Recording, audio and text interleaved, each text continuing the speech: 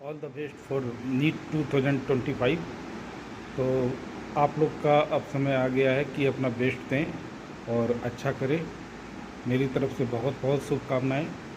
कुछ चीज़ों को आपको ध्यान देना है, जैसे केमिस्ट्री में 45 क्वेश्चन होते हैं और फिज़िक्स में भी जैसे 45 क्वेश्चंस हैं। इधर आपको बायो में 90 क्वेश्चंस होते हैं। अमूमन माना जाता है कि केमिस्ट्री फिज़िक्स के 45 में 30 क्वेश्चन आपको आसान होते हैं। उधर बायो में भी 80 क्वेश्चंस को हम लोग ये मानकर चलते हैं कि आसान होता है। इस तरह से अगर हम लोग देखें कि इजी क्वेश्चन को पहले करते हैं तो हम लोग आसानी से 600 मार्क्स के आसपास आ जाते हैं। तो उसके बाद आप जो भी क्वेश्चन बनाते हो वो मॉडरेट में आता है या फिर टफ में आता है। जैसे फॉर एग्जांपल अगर हम केमिस्ट्री कर लें, जो मेरा सब्जेक्ट है, उसमें अगर आप 15 क्वेश्चन जो 30 के बाद जो बचे हैं उसमें 8 क्वेश्चन आपको मॉडरेट होते हैं। तो अगर आप इजी क्वेश्चन को पहले कर लें, उसके बाद आप मॉडरेट क्वेश्चन को करते हैं तो दिक्कत नहीं आएगी। और जो टफ़ क्वेश्चन है, अगर वो 6-7 क्वेश्चन है, अगर छूट भी जाता है तो बहुत ज़्यादा अफेक्ट नहीं करता है अगर आप इजी और मॉडरेट क्वेश्चन से मार्क्स उठा लेते हैं। ध्यान रहे 720 में आपको 600 मार्क्स के आसपास इजी क्वेश्चन ही रहता है। उसको अगर आप कर लेते हो तो आप सेफ जोन में हो।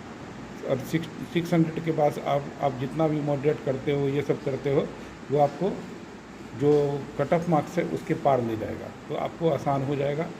इस चीज़ को आपको ध्यान में रखना है कि पहले 600 जो मार्क्स है, जो इजी में आता है, पहले हमको वहाँ पर उसको अच्छे से करना है, देन आफ्टर हमको आगे बढ़ना है। बची बात एक और चीज़, जो असर्शन रीजन है, एवरी टाइम जान लीजिए असर्शन रीजन का दोनों चीज़ जो है अपने आप में इंडिपेंडेंट है। एनसीईआरटी में जितना भी हैंस, देयरफॉर, बिकॉज ऑफ, ये सब दिया होता है, वो आपको हमेशा रीजन की ओर ले जाता है। तो आपको असर्शन रीजन का जो थर्ड फोर्थ है उसमें कोई दिक्कत नहीं है, क्योंकि दोनों इंडिपेंडेंट होता है, असर्शन और रीजन। तो आप उसको इंडिपेंडेंट करके देख सकते हो कि कौन सही है कौन गलत है। और यदि हैंस और therefore, because of, due to, ये सब में अगर आ जाता है, वो एग्जैक्ट रीजन होगा और वही एक्सप्लेनेशन होगा। इस चीज़ को आपको देखना होगा।